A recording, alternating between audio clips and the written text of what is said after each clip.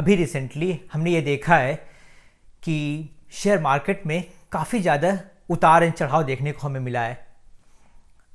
पिछले मंथ में निफ्टी और सेंसेक्स ने अपना लाइफ टाइम हाई दिया। लाइफ टाइम हाई देने के बाद अभी नेगेटिव टर्न उनका स्टार्ट हो गया है।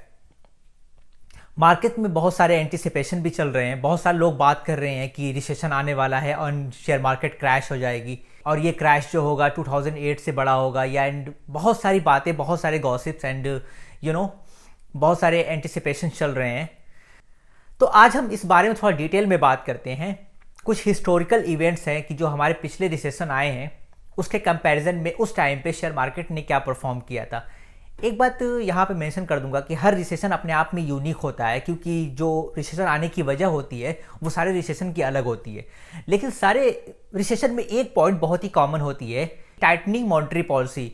कि जब भी रिसेशन आता है तो उससे पहले जो मॉनेटरी पॉलिसीज होती है उस कंट्री की, उसे बहुत ही टाइट कर दिया जाता है। दैट मीन कि वहाँ का इंटरेस्ट रेट बहुत हाई कर दिया जाता है, जिससे मनी सप्लाई को बहुत कम कर दिया जाता है। एंड कम मनी सप्लाई होने की वजह से जो वहाँ की इकोनॉमिकल एक्टिविटीज़ होती है वो एक्सपेंड नहीं कर पाती, वो श्रिंकेज होना स्टार्ट हो जाती हैं, उसमें एक कॉन्ट्रैक्शन आना स्टार्ट हो जाता है, वो डाउन होती है। और ये इसी वजह से चाहे उसका कोई भी रीज़न हो सकता है, there could be the multiple reason to do that.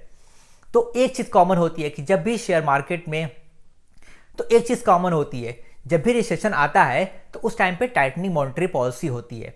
तो चलिए इन सारे पहलुओं पे हम बहुत ही विस्तार से आज बात करेंगे। मेरा नाम है जैद। तो चलिए चलते हैं, देखते हैं। देखिए, सबसे पहले तो हमें एक बात जानने की ज़रूरत है कि इकोनॉमी परफॉर्म कैसे करती है। ओके, चलिए हम इस ग्राफ के थ्रू समझते हैं। देखिए, सबसे पहले जब इकोनॉमी होती है वो फुल एम्प्लॉयमेंट पे हो जाती है, तो एक अपने हाई पे जाने के बाद उसमें एक कॉन्ट्रैक्शन पीरियड स्टार्ट होता है जहाँ से वो डाउन होती है, जिसको हम रिसेशन कहते हैं। रिसेशन होने के बाद वो बॉटम पे आ जाती है। बॉटम होने के बाद बहुत सारी अपॉर्चुनिटीज़ होती है, न्यू प्लेयर इंटर करते हैं और मार्केट में जो क्या कहते हैं नई डिमांड क्रिएट होती है, तो फिर वो ऊपर जाना स्टार्ट हो जाती है। तो इस तरह से मार्केट जो होती है साइकिल में काम करती है। पहले पीक जाती है, डाउन होती है, बॉटम होती है, फिर रिकवरी स्टार्ट होती है, फिर एक्सपेंशन होता है। ओवर वैल्यूड होने के बाद मार्केट अपने आप को फिर सस्टेन करके, फिर करेक्ट करके, फिर अपनी फेयर वैल्यू पे आ जाती है, फिर डाउन होता है। तो ऐसे अप एंड डाउन में मार्केट में चला रहता है। तो एक बात तो हमें समझ लेना चाहिए कि ये जो रिसेशन आता है ये आना बहुत ही ज़रूरी है मार्केट में। अगर मार्केट में रिसेशन नहीं आएगा तो मार्केट बहुत ही ओवर वैल्यूड रहेगी। रिसेशन आने की वजह से ही मार्केट में करेक्शन होता है और नई अपॉर्चुनिटीज़ का अनलॉक होती हैं। तो अगली चीज़ और देख लेते हैं कि रिसेशन कहते किसको हैं। देखिए, रिसेशन की कोई स्पेसिफिक डिफिनेशन तो अभी तक नहीं हुई है इकोनॉमिकल पॉइंट ऑफ व्यू से, लेकिन एक टेक्निकल डिफिनेशन दी जाती है। अगर कंट्री के जीडीपी में कॉन्जिक्यूटिव 2 निगेटिव क्वार्टर आ जाएं, एक के बाद एक 2 निगेटिव क्वार्टर हो जाएं अगर, तो उसको टेक्निकल रिसेशन मान लिया जाता है। तो ये हो गया रिसेशन का इंट्रोडक्शन। 1950 के बाद से जो 2008 का ग्रेट रिसेशन था वो अब तक का सबसे बड़ा रिसेशन माना जाता है। बाकी उसके बाद छोटे बड़े बहुत से रिसेशन आए हैं। 1980 के बाद से ऑलमोस्ट 8 रिसेशन देखने को मिले हैं। 1980 के बाद से हमारे 8 रिसेशन है। अगर उनका एवरेज टाइम ड्यूरेशन निकाला जाए तो जो सबसे हाईएस्ट रिसेशन ड्यूरेशन था वो था 16 मंथ का। 2008 का रिसेशन जो था वो दिसंबर 2007 में स्टार्ट हुआ और ऑलमोस्ट 2009 तक पहुंच गया। जो दिसंबर 2007 में स्टार्ट हुआ और ऑलमोस्ट 2009 में जाके ख़त्म हुआ, तो ये सबसे लंबा रिसेशन हुआ पीरियड था।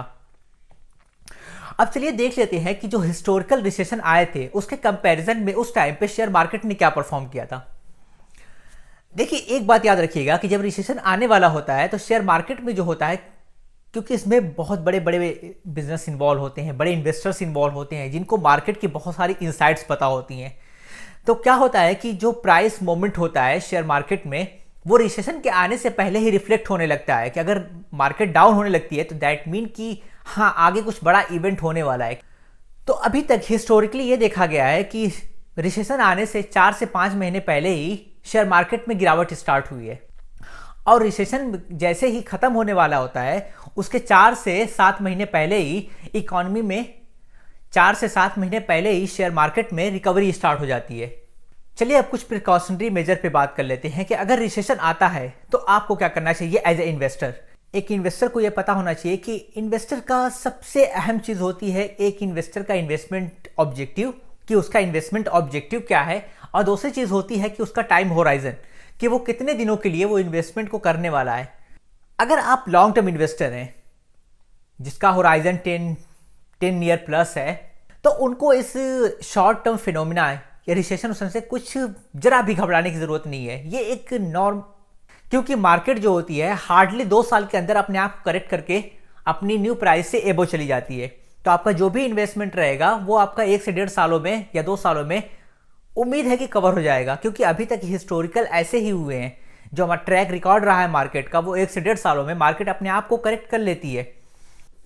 अगर आप अपनी 50 प्लस एज में हैं तो फिर आपको थोड़ा सा प्रिकॉशन लेने की ज़रूरत है। आपको अपना ज़्यादातर एसेट जो है वो रिस्क फ्री इन्वेस्टमेंट में रखना चाहिए। कोई भी फ्लक्चुएशंस आपकी रिटायरमेंट एज के लिए काफ़ी बुरा असर पड़ सकता है, काफ़ी रिटायरमेंट एज आपकी काफ़ी मुश्किल में आ सकती है। तो आपको थोड़ा सा प्रिकॉशन लेने की ज़रूरत है। अपने इन्वेस्टमेंट को थोड़ा सेफ रखें। देखिए, रिसेशन में एक चीज़ और होती है। रिसेशन में जो होता है ना कि क्या कहते हैं कि हमारे पास बहुत सारी अपॉर्चुनिटीज़ सामने आती हैं, जो बहुत ही अच्छी कंपनीज होती हैं, जिनका जो बहुत ही एक्सपोनेंशियल ग्रोथ देती हैं। वो कंपनीज जो होती हैं अपनी फेयर वैल्यू के काफ़ी नीचे हमें मिल जाती हैं, बहुत डिस्काउंटेड प्राइस में मिल जाती हैं। तो उस टाइम पे तो रीज़न ये बनता है कि रिसेशनरी टाइम पे आप और ज़्यादा इन्वेस्टमेंट करें।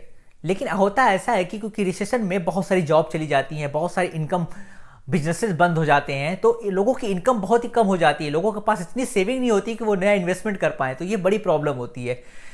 इस प्रॉब्लम को सॉल्व करने के लिए आपको ये चाहिए कि रिसेशन आने से पहले आप ऑलमोस्ट अपनी पोर्टफोलियो का 20 to 30% क्या कहते हैं, जो खराब स्टॉक है, जो अच्छा परफॉर्मेंस नहीं दे रहे हैं, सेल आउट करके कैश फॉर्म में रख लें। सेल करने के बाद उसको कैश फॉर्म में रखे रहें। जैसे ही रिसेशन आता है, डाउन होता है, वैसे ही आप अच्छी कंपनीज जो होती हैं, जिसको आप रिसर्च करके रखें, 10 से 15 अच्छी जो कंपनीज होती हैं, उसमें क्या करते हैं, इन्वेस्टमेंट कर दें। अगर आपको पता लगाना है कि अच्छी कंपनी में तो कैसे इन्वेस्टमेंट करना चाहिए, तो हमारी ये वीडियो जाके देख लें। उस पर हमने डिटेल में बताया है कि एक अच्छी इन्वेस्टमेंट को, अच्छी कंपनीज को कैसे चूज़ करना चाहिए, इन्वेस्टमेंट करने से पहले कौन सी बात को ध्यान देना चाहिए। आप इस वीडियो को जाके ज़रूर देखें, उससे आपको आइडिया हो जाएगा कि एक हाई ग्रोथ कंपनीज कैसे फाइंड आउट की जाती है। आपको सिंपल से फॉर्मूले पे काम करना चाहिए कि buy right and sit tight. ये फिलॉसफी आपकी होनी चाहिए। इसी फिलॉसफी पे आपको अपने इन्वेस्टमेंट डिज़ाइन करना चाहिए। एंड रिसेशन से आपको घबराने की बिल्कुल ज़रूरत नहीं होती है। रिसेशन इकोनॉमी का एक हिस्सा होता है। रिसेशन आना भी ज़रूरी होता है। रिसेशन आएगा नहीं तो वेल्थ ट्रांसफ़र नहीं होती है। रिसेशन के बारे में कहा जाता है कि रिसेशन जो होता है वेल्थ ट्रांसफ़र करता है।